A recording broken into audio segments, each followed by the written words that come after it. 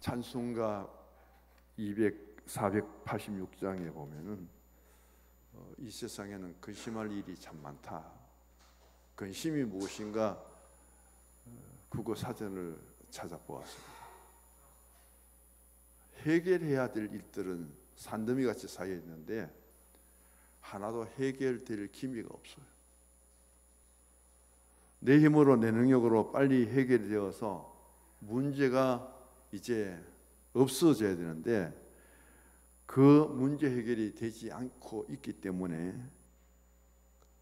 나의 마음속에는 걱정이 쌓이고, 그것뿐 아니라 결국은 우리 마음속에 우울증과 좌절감이 쌓이게 되는 그 상태를 근심이라고 하고 있습니다. 때로는 속이 타서 견딜 수 없을 만큼 힘들 때도 있고, 그게 우울증이나 조울증으로 넘어가게 되면은 생명까지도 잃게 된다는 그런 의미를 갖고 있어요. 찬송가 가사에 보면은 세상에 근심된 일이 많기 때문에 참 평안이 없다. 근심된 일들 때문에 평안을 뺏겨버렸다는 것이죠. 2절에 세상에 공고한 일이 많기 때문에 우리에게는 참 쉬는 날이 없었다. 그 공고는 고통스러운 날입니다. 너무 힘들고 고통스러워서 내게는 안식을 누릴 수 있는 시간이 없다는 뜻이고, 3절에 보니까 제약된 일이 많아서 이제 죽을 일만 쌓였다. 죄가 용서받고 우리는 의롭게 된 신앙생활 속에서 살아야 되는데, 살아가는 삶 속에 죄가 없어지는 것이 아니라 더 많이 쌓이게 된다. 살아갈수록 죄짐을 더 많이 지게 되어갖고 이제 나에게 닥칠 것은 죽음뿐이다. 가사 하나하나를 의미해 보면은 굉장히 무거운 찬송 같아요.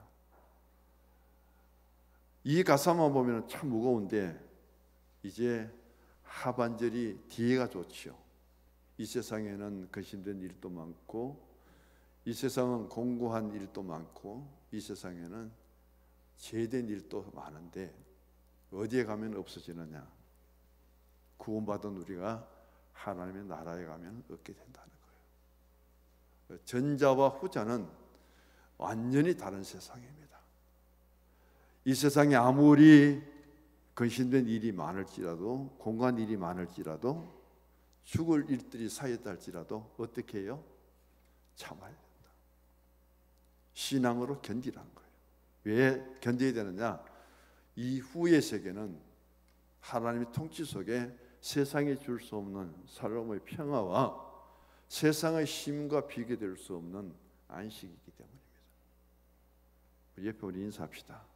힘들고 공고하고 그럴 때마다 십자가 믿음으로 참읍시다. 할렐루야. 끝이에요. 그게 우리에게 주어진 궁극적인 결론이라고 볼 수 있습니다. 왜 우리를 불러주셨는가 하면은 세상이 줄 수 없는, 세상 속에서 여기 공고하고 여기에 근심 많고 죄된 모습 속에 살아가는데, 이런 세계가 아니라 진정한 평화와 안식이 있는 나라가 있다. 하나님이 통치하는 천국은 바로 이런 나라다. 그걸 우리에게 소개해 주는 말씀이에요. 이런 나라가 있기 때문에 특별히 우리들을 지명하여 부르셨고, 누구나 들어갈 수 있는 곳이 아니라 구원받은 하나님의 백성들만 들어갈 수 있는 나라다. 그때까지 아무리 힘들어도, 아무리 고통스러워도 잘 견디고 십자가의 신앙으로 승리하라는 말씀이에요. 바울은 오늘 본문을 통해서 근심이라는 단어를 굉장히 많이 하고 있습니다.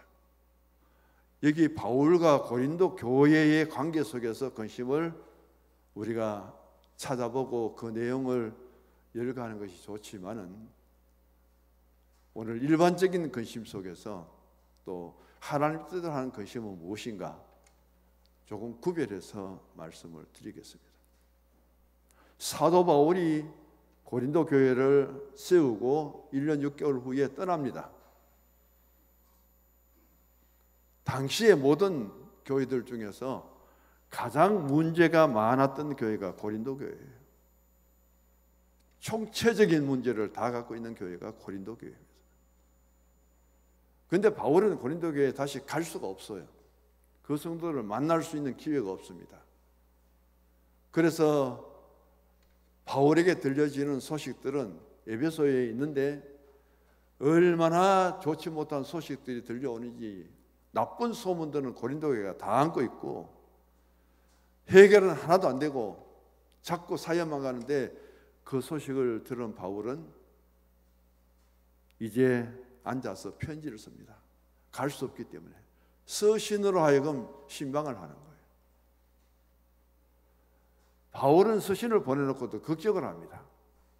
당신이 여기 교회를 세웠다 할지라도 벌써 고린도를 떠난 지가 얼만데 지금 우리 교회는 아볼로가 와서 목회를 잘하는데 당신이 무슨 간섭이냐, 오해를 할 수 있잖아요. 오해를. 그것도 좋은 소식으로 격려하고 칭찬하면 좋을 텐데 이들의 잘못된 신앙을 막 지적하거든요. 편지를 보내놓고도 불안합니다. 나에 대해서 더 오해를 하면 어떻게 할까?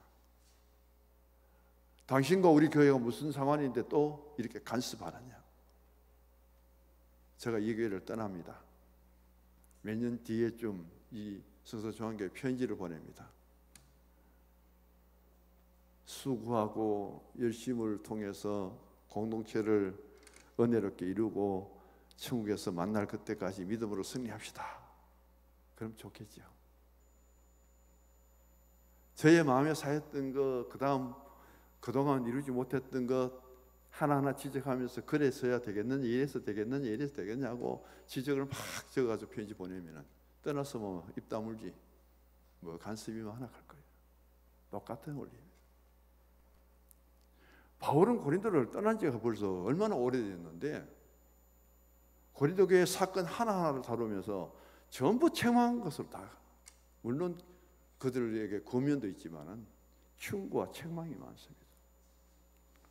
편지 안 썼으면 좋을 텐데 괜히 써가 보내놓고 고린도 교회 성도들이 못 받아주면, 안 받아주면, 오해를 하면 괜히 편지 보내놓고 지금 걱정을 태산같이 하고 있는 사람이 바울이에요.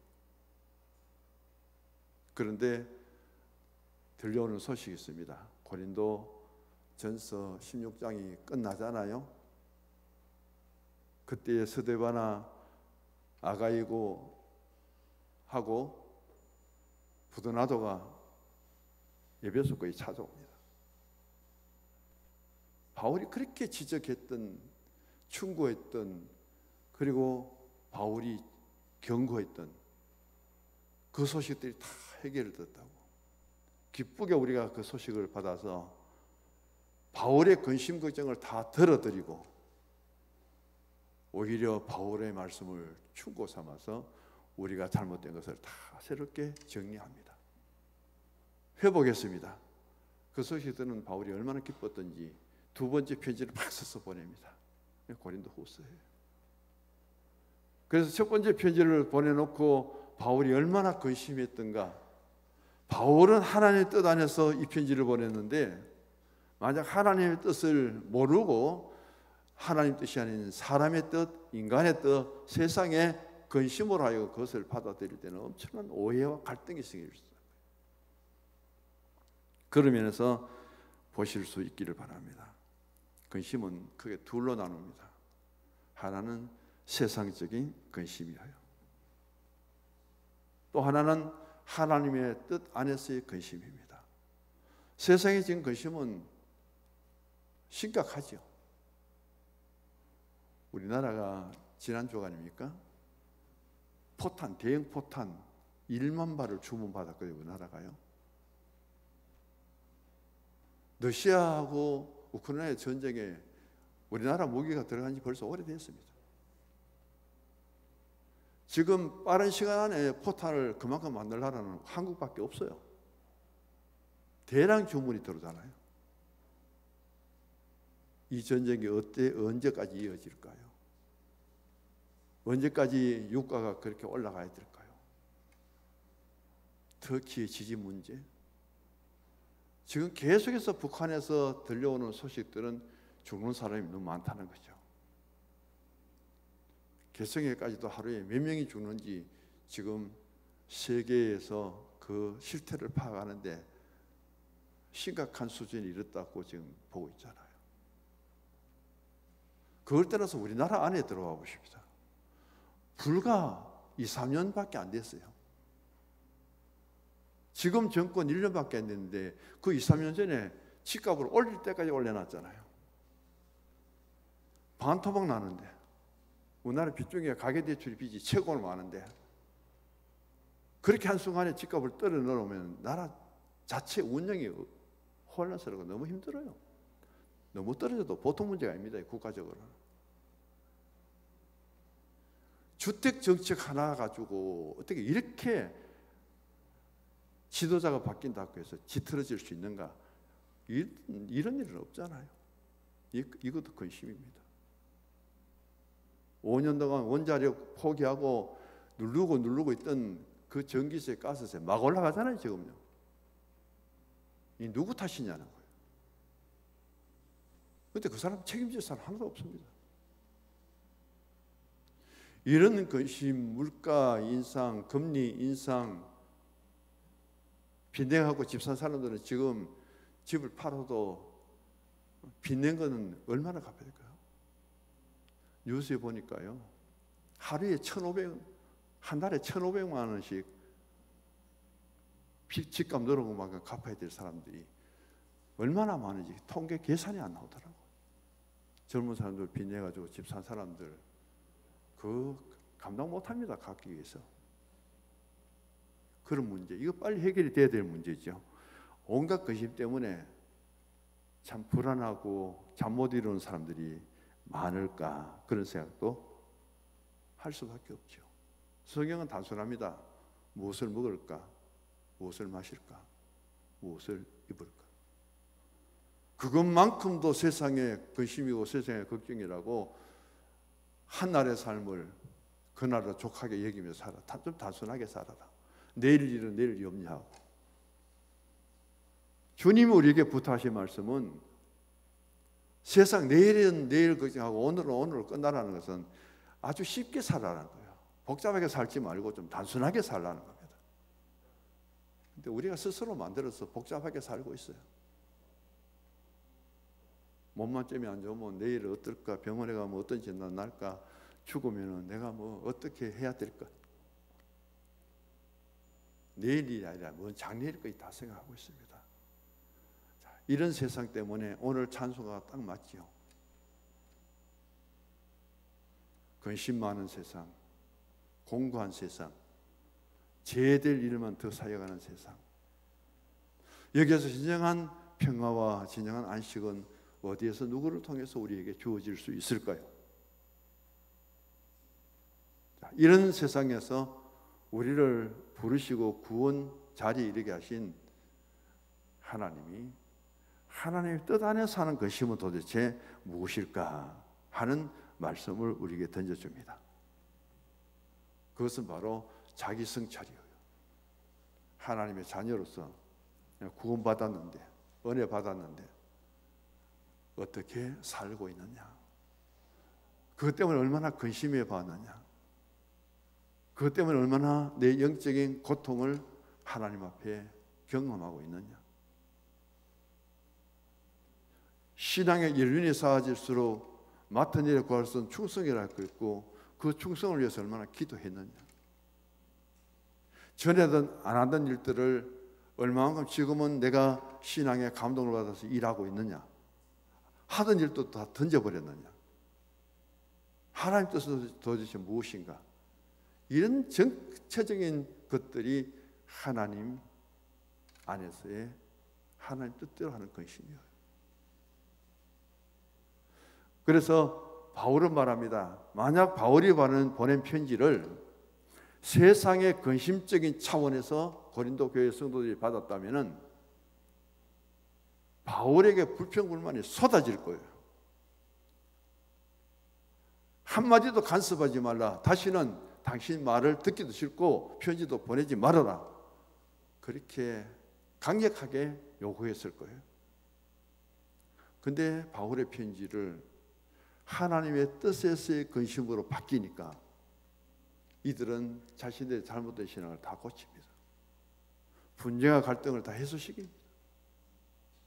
그렇게 말씀 많던 고린도 교회가 평안해집니다.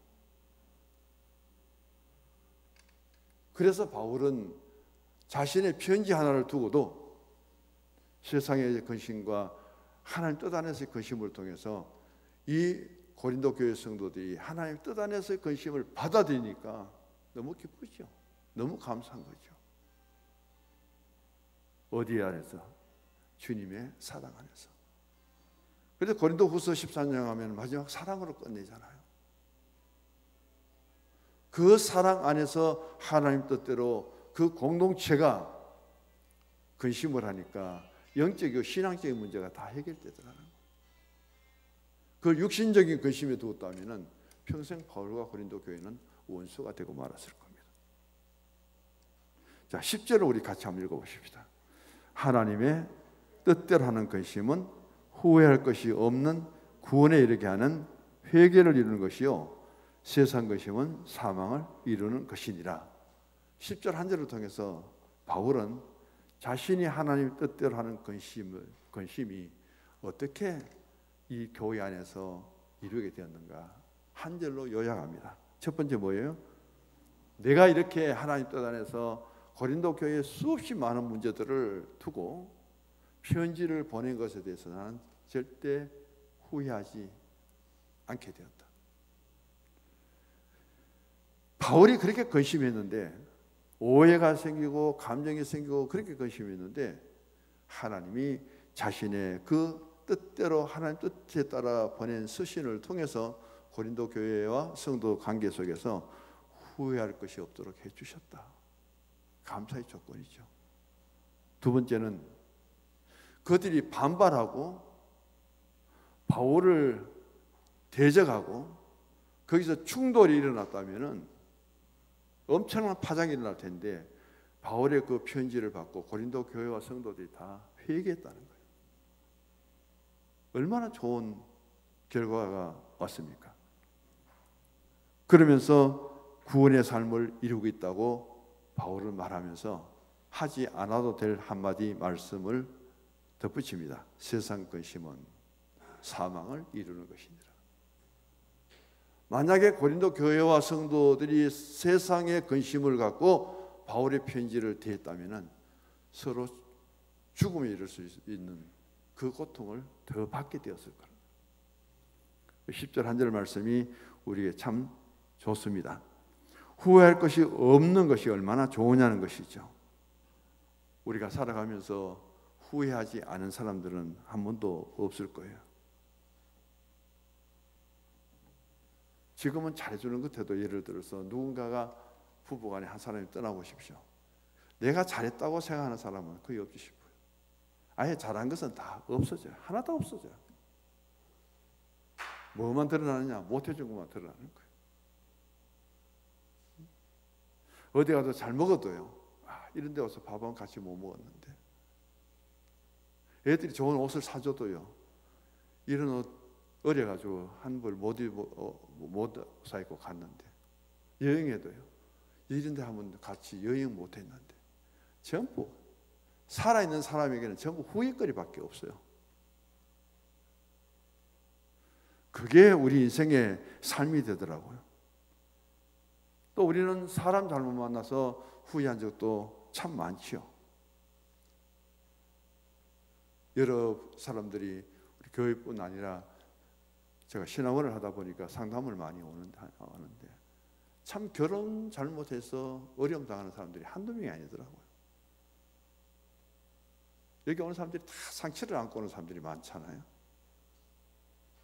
도대체 하나님이 세우신 가정과 결혼 제도를 통해서 왜 만나지 말아야 될 사람이 만나고 그렇게 고통을 주는지, 신앙생활을 잘하고 믿음 생활을 잘하면서 좋은 믿음의 가정을 세우려고 그렇게 몸부림쳐서 눈물을 흘리며 하나님께 기도하는데 왜 그 가정이 그렇게 고통을 당하는지, 하나님 뜻이 도대체 되어지는지 제가 이야기를 나누면서도 마음이 고통스러울 때가 한두 번이 아니에요.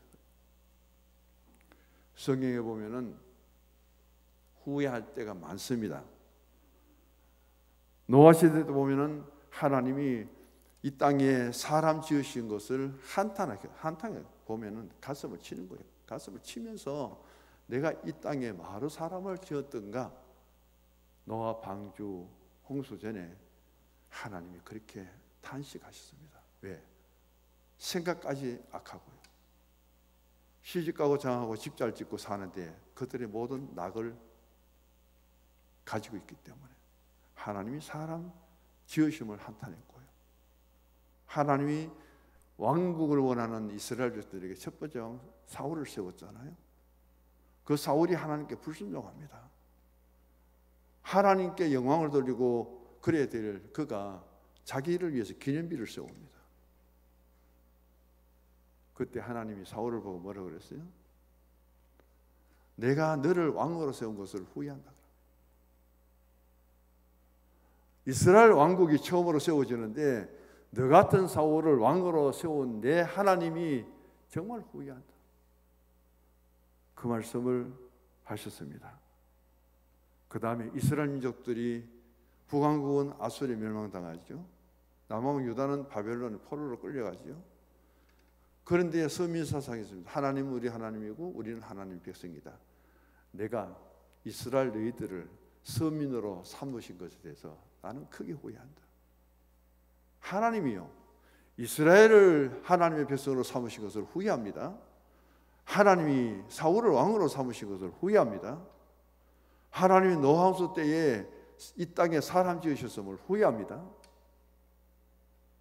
하나님도 그렇게 후회하셨습니다. 그런 가운데 우리가 세상을 살아가면서 얼마나 후회할 일들이 많이 있을까요? 그 중에 하나는 거짓말하지 말라는 것을 아주 강조합니다. 히브리서 6장 18절에 보면은 하나님이 할 수 없는 일이 있다. 하나님은 모든 것을 할 수 있는데, 전지전능하신 하나님인데 하나님도 못하시는 것이 있다 하고 제일 강조하는 것이 하나님은 거짓말을 할 줄 모른다. 그래서 거짓 없는 신앙생활을 하라는 것을 아주 강조합니다. 탈무드에 보면은 두 가지 경우에는 거짓말을 해도 된다, 그렇게 기록한 것이 참 우습더라고요. 보면은 누군가가 어떤 물건을 샀습니다. 그리고 묻습니다. 이거 내 샀는데 잘 샀나 하면은 아주 못 사고 비싸게 잘못 사도 그래 참 잘 샀네, 그 거짓말은 해도 된다는 거예요. 또 결혼을 했습니다. 결혼해가 보니까 신부도 그렇고 신랑도 별로 마음에 안 드는데 우리 잘 맞지 하면은 그래 잘 맞다, 행복하게 살아라, 그건 거짓말해도 괜찮대요. 이 두 가지는 거짓말해도 될 테니까 많이 칭찬해주고 격려해주고, 물건 속아서 샀다 하더라도 잘 샀다 하고 격려해주고, 이 두 가지는 거짓말해도 된다, 이렇게 해놨습니다. 그런데 우리 동양에서는 거짓말하는 것에 대해서 세 가지가 있더라고요. 혹시 들어보셨는데 용언이 있고요, 용언. 두 번째는 규언이 있고요, 세 번째는 환언이 있습니다. 용언은 부모나 스승, 상전에게 죄를 짓잖아요. 부모가 스승이나 그리고 이런 자기가 모시는 주인이 죄를 지을 때는 그 거짓말도 숨겨주라, 그 용언이더라고요. 노아가 불을 걷고 누웠을 때 함처럼 고하지 말고 셈 야벳처럼 뒷걸음으로 들어가서 아버지 그런 것을 모른 척하고 숨겨주라, 그 용언이더라고요. 두 번째는 규언입니다.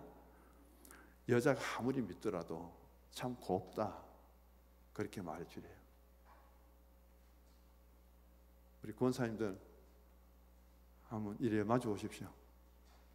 오늘 참 곱다, 오늘 참 곱습니다, 인사해봐요. 오늘 참 고맙습니다. 아무리 미워도 그렇게 인사할, 그게 바로 규언이고요. 세 번째, 환언입니다. 불치 환자, 도저히 살아날 수 없는 진단을 받고 있어도 거기 가서 꼭 살아날 수 있다고 그렇게 격려하는 것도 거짓말이 아니라는 거예요. 불치병 들었다고 진단보에 너 죽는다 하는데 며칠 살 거겠노? 그런 말 하지 말라는 거예요. 부모님이 휠체어에 싣고 병원에 갔는데 입원을 시키러 와서 아들이 묻는데요, 의사에게 며칠 살 것 같아요? 그게 그렇게 상처가 되는 부모들이에요. 며칠 살 것 같냐고, 곧 죽으란 말이냐, 그렇게 받아들이는 부모들이 그렇게 많답니다. 하여튼 이 시대는 후회할 것도 거짓말할 것도 많은 가운데 오늘 바울은 가장 거짓말을 잘하는 한 인물을 가리켜, 인물이 아니죠, 뭐라 그럴까요? 요한복음 8장 44절에 보면은 이렇게 기록됩니다. 마귀를 가리켜 처음부터 살인한 자요 거짓말쟁이며 거짓의 아버지다. 가장 거짓말 잘하는 것은 누구냐? 마귀라는 거예요. 저는 거짓말 요즘 하는 거 제일 많이 하는 거 보니까 정치인들이던데, 이 정치인들 보통 일이 아니죠. 이런 가운데 우리는 내 개인적으로 돌아오면서 스스로 개인적으로 돌아와서 후회 없는 삶을 살아야 되고, 또 내가 한 일에 대해서 후회되지 않도록 하는 것이 우리가 가져야 될 믿음의 과제라는 겁니다. 그것을 예를 듭니다. 달란트 문화 비유에서 마태 25장과 그리고 누가복음 19장에 여기에서 한 달란트 한 문화를 받은 종이 땅에 묻어버리잖아요. 그것을 통해서 주님은 책망합니다. 악하고 게으르다고요. 우리는 살아가는 삶 속에 내게 주어진 능력이 아무리 적어도 믿음 안에서 보면은 한 문화, 한 달란트는 자격이 있습니다. 학생은 그 한 달란트를 가지고도 열심히 공부하라는 거예요. 농부는 한 달란트의 능력을 가지고도 자기 힘껏 농사를 지으라는 거예요. 그래서 하나님은 많은 것을 원치 않고 내게 주어진 분량에 따라 충성하면은 하나님은 칭찬한다는 거예요. 많이 안 남겼어요. 5달란트는 5달란트 남깁니다. 배 남겼어요. 2달란트는 2달란트 남겼습니다. 한 달란트 정도요, 한 달란트 남겼다면 똑같은 칭찬 받아요. 자기에게 주어진 재능과 은사를 전혀 활용 안 하고 땅에 묻어두었기 때문에 있는 것도 빼앗기는 거예요.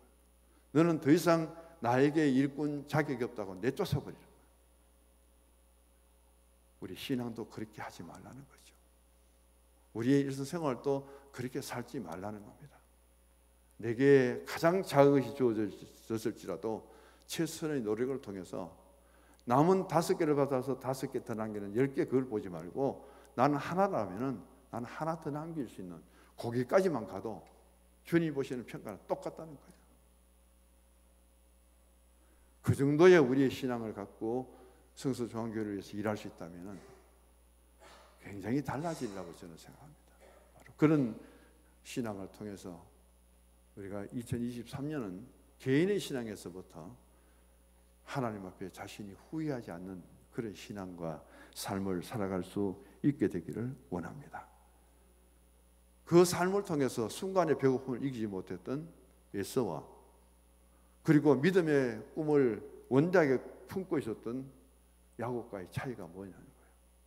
나는 배고픔도 참고, 나는 내게 물질적인 어떤 손해가 날지라도 하나님의 은혜와 하나님의 복은 내가 받아야 되겠다는 야곱의 그 신앙의 욕심, 영적인 욕심은 물질적인 욕심을 갖고 배고픔을 견디지 못하는 에서하고는 비교가 안 되는 거예요. 그래서 육신의 배고픔과 줄임보다, 그리고 목마름보다 이 안에는 내 영이 줄이지 않고 내 영이 목마르지 않는 그런 어떤 영적인 신앙에 더 관점을 가져주셨으면 하는 바람입니다. 마지막으로 하나님 뜻대로 하는 그 힘은 구원의 삶을 이룹니다. 이사야 43장 25절에 보면 하나님은 나 곧 나는 나를 위하여 너 허물을 도말하는 자니 내 죄를 기억지 아니하고, 예수 그리스도는 이 말씀을 인용합니다. 그리스도 안에서 어떤 죄가 있을지라도 예수님의 구속적인 십자가의 그 믿음으로 하여금 죄 용서를 다 받을 수 있다는 것, 그게 회개죠. 그럼에도 불구하고 우리에게는 자범죄가 있습니다. 내 스스로 짓는 죄, 그것은 끊임없이 자신이 돌아보고 회개를 해야 되죠. 그런 것을 하여금 하나님 앞에 죄 없는 신앙의 모습으로 예배자가 되는 것이 은혜고 복입니다. 마음의 평안을 가져야 됩니다. 죄를 범하면 마음의 평안이 없고 두려움이 임하지요.